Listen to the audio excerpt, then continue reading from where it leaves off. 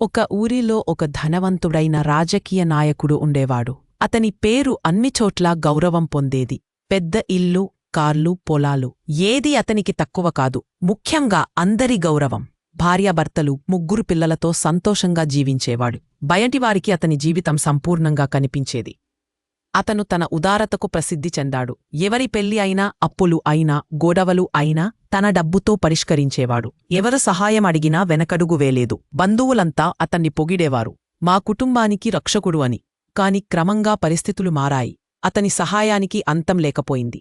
అతని అప్పులు పెరుగుతూనే పోయాయి. టేబుల్ మీద అప్పుల పత్రాలు పేరుకుపోయాయి. ధనం తగ్గిపోతున్నా అతని మనసు మాత్రం పెద్దదే. ఒకరోజు బంధువులు తనకు అండగా ఉంటారని నమ్మాడు. ఒకరోజు దురదృష్టం తాకింది. ప్రయాణంలో ఉన్నప్పుడు అతనికి భయంకరమైన రోడ్డు ప్రమాదం జరిగింది.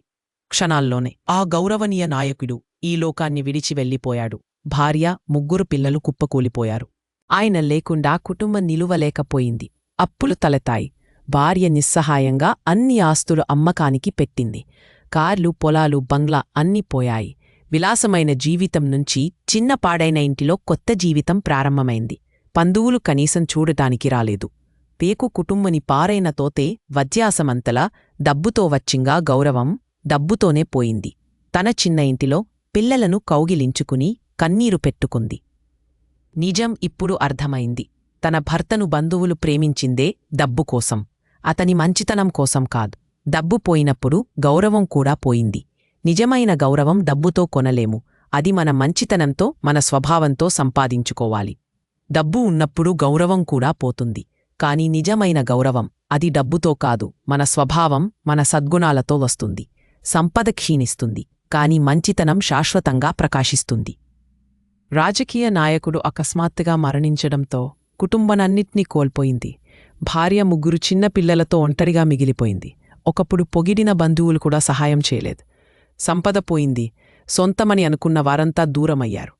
ఇల్లు, ఆస్తి ఏదీ లేకపోవడంతో ఇటుకల కర్మాగారంలో పగలు రాత్రి కష్టపడింది.